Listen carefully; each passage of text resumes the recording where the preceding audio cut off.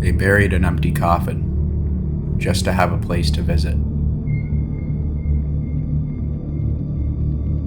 I feel like the luckiest man in the world. Her name was Charlie, and she spelled it with a Y. Before I met her, I felt invisible. I guess you could say I was dead. The first thing I noticed was her shock of red hair. Most of the staff were bald. She was new. I went every day back then, so I recognized every face. She always smelled like a rose, sweet, subtle, and impossible to ignore. Every day I came in, and Charlie had a new doodle on her name tag. One day, a bumblebee. The next, an 8-ball. Questions flooded my mind when she'd ring me up. What was her favorite class? Her ideal snack? Did she like scary movies? I never dared ask. Despite her friendliness, I stayed silent. In bed, I'd think of things to say, things that would make her laugh. She was thoughtful, always recommending movies she thought I'd like, and most of the time, she was right. It wasn't long before I mistook her kindness for something more. Her smile was just so warm, like feeling the sun on your face after a long, gray winter.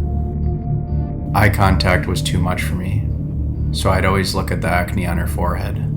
She had a lot of freckles, so I decided to call her on a Friday. How was her closing shift? Since I liked to go every day, I couldn't help but learn her schedule. She was alone when I called, and my heart was pounding. I could barely breathe. I emptied my wallet, quarter after quarter. For the first few tries, I was too scared to speak. I just listened to her lovely voice on the line, straining with patience after each call, of course, and then the dial tone. I walked around the block to calm down before feeding the machine my last coin. A script was forming in my head. I would ask her out, and she'd say, "Took you long enough?" And of course, she'd say, when I asked if she wanted to come over to watch a movie. I found myself thinking of her lipstick while I waited for her to pick up. It was purple and glossy, like a bowling ball. The idea of her stepping inside my apartment was almost too much. Taking her shoes off at the door, leaving stray hairs on my pillow. It was all overwhelming. She said she had a boyfriend, but I knew she was lying. By then, I knew Charlie walked home alone, her bag adorned with cute little charms. She'd go straight from school to home, then from home to the video store. Sometimes she'd walk her dog. He looked old. She lived with her mother and father, and they never spoke at dinner. Not when the curtains were drawn, anyway. I cried that night. What stung the most was not Charlie's rejection, but the fact that she didn't even know who I was.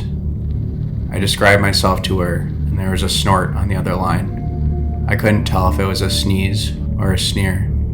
I never asked. It was selfish of me, I know. The thought of her with anyone else wasn't bearable.